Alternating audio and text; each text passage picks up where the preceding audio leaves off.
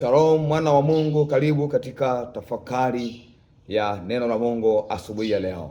Jana tulijifunza kwa habari ya urejesho wa nguvu kwa nguvu za Roho Mtakatifu. Jumbe wetu wa leo nasoma katika kitabu cha nabii Ezekieli sura ile ya 36 kuanzia mstari wa 25 hadi mstari wa 27. Tusome kitabu cha nabii Ezekieli. Nami nitawanyunyizia maji safi, nanyi mtakuwa safi. Nitawatakaseni na uchafu wenu wote na vinyago vyenu vyote. Nami nitawapa ninyi moyo mpya, nami nitatia roho mpya ndani yenu. Nami nitatoa moyo wa jiwe uliomo ndani ya mwili wenu, nami nitawapa moyo mpya. Nami nitatia roho yangu ndani yenu na kuwaendesha katika sheria zangu, nanyi mtazishika hukumu zangu na kuzitenda. Tuombe. Tunakushukuru Mungu wetu wa mbingu na nchi, asante kwa kutupa nafasi hii nyingine. Tunakuomba Roho wako awe nasi, atutafakarishe ujumbe wa leo katika jina la Yesu, amen.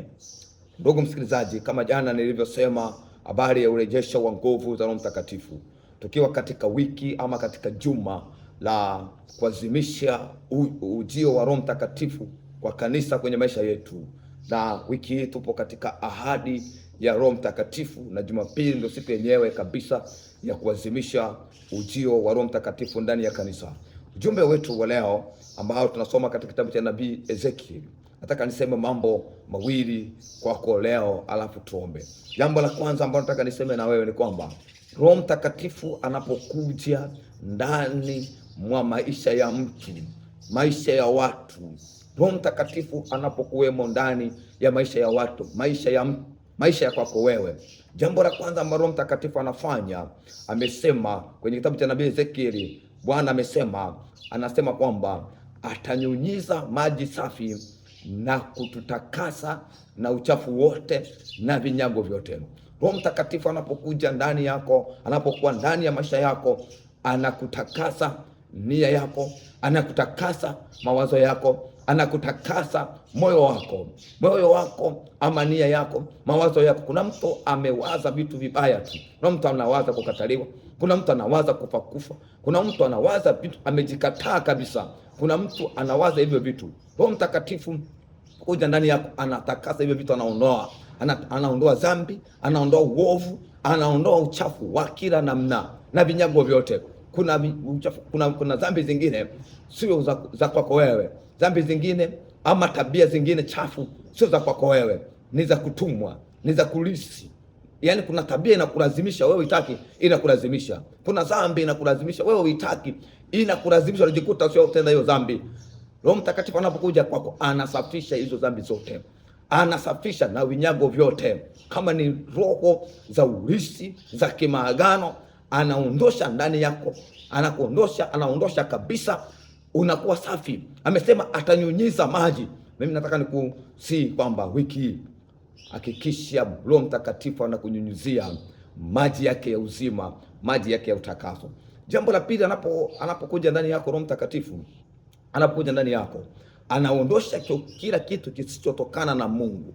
Kila kitu ndani yako kisichotokana na Mungu.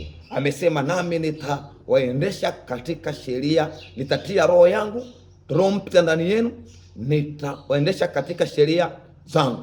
Kwamba anapokuja ndani yako, anaondoa roho isiyotokana na Mungu, roho ya kijiwe, roho mzito ya kutosikia, ya uovu, ya kujikataa, anaiondosha ndani yako, anakupa roho mpya, anakuendesha katika sheria zake, anaongoza maisha yako, yeye mwenyewe anayaongoza maisha yako, anakulinda. Paulo mtume alisema kwenye waraka wake kwa Warumi sura ile ya 8 aya 11 ya kwamba yeye aliyemfufua Yesu Kristo akija ndani yako anafufua. Kwa hiyo akija ndani yako Roho Mtakatifu anatia vitu vipya, anafufua, anaondosha vitu vibaya, anatia vitu vipya ndani yako, anakuongoza yeye mwenyewe. Nikukaribishe katika semina ya ujazo wa nguvu za Roho Mtakatifu inayoanza hapa kesho tarehe 22 Ijumaa, hapa kanisa Anglikana Kelege. Wewe ambao uko maeneo ya Bagamoyo, Tegeta, Mwenge, nikukaribishe. Huko maeneo ya Dar es Salaam unaweza kufika, nikukaribishe siku ya tarehe 22 kesho Ijumaa. Jumapili tunamaliza kwenye ibada. Ni siku 3 za ujazo wa moto wa Roho Mtakatifu, za utakaso, za kufunguliwa. Usikose hii semina. Nataka niombe na wewe sasa baada ya kusema ujumbe wa neno la Mungu. Tuombe. Baba, katika jina la Yesu Kristo mwana wa Mungu aliye hai, ninakushukuru kwa nafasi hii nyingine tena. Ninakuomba kwa ajili ya msikilizaji na mtazamaji wangu huyu, achilia nguvu za Roho wako ndani yake Bwana. Umesema utatunyunyiza Roho wako ndani yetu, utatunyunyiza kwa Roho wako. Achilia kwenye moyo wake Bwana, munyunyizie Roho wako kama ilivyosema Injili ya Luka sura ya 40 na sura ya 24 49 ya kwamba tutavikwa uwezo toka juu. Uwezo wa nguvu zako Bwana umvike, uwe juu yake, uwe ndani ya moyo wake. Umshukie sai yule ambaye yupo kwenye maombi ya wiki, yule ambaye Bwana anasikia. Bwana, tunakuomba nguvu ya Roho wako ishuke ndani yake katika jina la Yesu. Tunakuomba nguvu ya Roho wako Mtakatifu imtakase nia, moyo, mawazo, akili. Anayewaza kufa takase Bwana, na kuachilia Roho wako mpya, Roho wa uzima ndani yake Bwana. Aliyefungwa na maroho ya uovu, tunakuomba ukamtakase Bwana, ukamfungue. Kama ni vifungo vya nguvu za giza za kishetani, umfungue Baba, hawe huru, na umuongoze kwa Roho wako Bwana. Umuongoze kwa Roho wako Bwana, umfungue, umuongoze katika jina la Yesu. Pokea nguvu za Roho, pokea nguvu za Roho Mtakatifu ndani yako katika jina la Yesu, na kwa damu ya mwana kondoo. Roho Mtakatifu akuongoze, akufungue, akuweke huru. Magonjwa hayaondoshe ndani yako katika jina la Yesu. Vifungo na mateso hayaondoshe ndani yako katika jina la Yesu, na kwa damu ya Yesu Kristo. Amen. Nikutakie asubuhi njema. Endelea kuomba nguvu na ujazo wa Roho Mtakatifu kwenye maisha yako. Barikiwa sana.